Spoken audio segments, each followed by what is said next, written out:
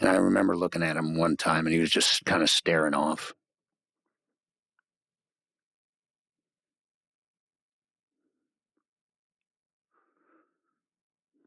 And I said, "What are you thinking about, bud?" And he said, "I'm thinking about death." And it was after his fifth spine surgery, and he was in the hospital for 4 months at that time.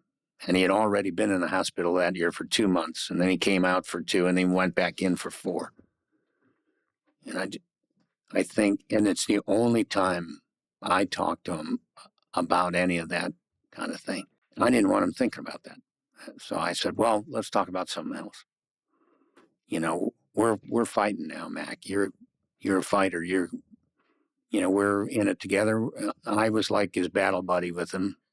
And since then, I've found some things that he wrote to other people. And he said, "My dad and I are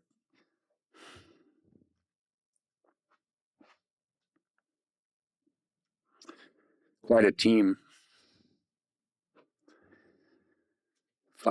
fighting this." He wrote to somebody recently. I found that email, and I'm glad he thought that I was on his team. And I was gonna. He said, "My dad's taken care of a lot of that stuff, and it was the best thing I've ever done." I'll tell you, I just turned 70.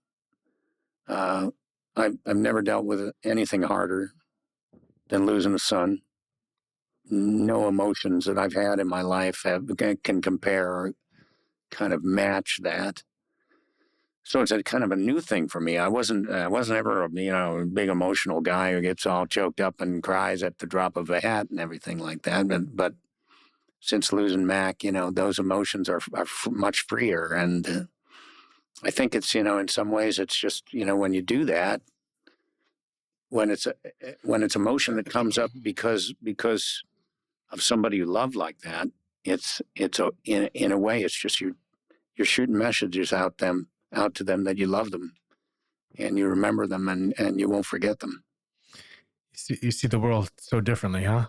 Yeah. Like everything looks different. Yeah, losing a child is hard, and my heart is so broken for the people in Texas right now, and there were floods that we dealt with here in North Carolina and Tennessee not too long ago. The hurricanes in Florida, which ravaged things, but when you see so many children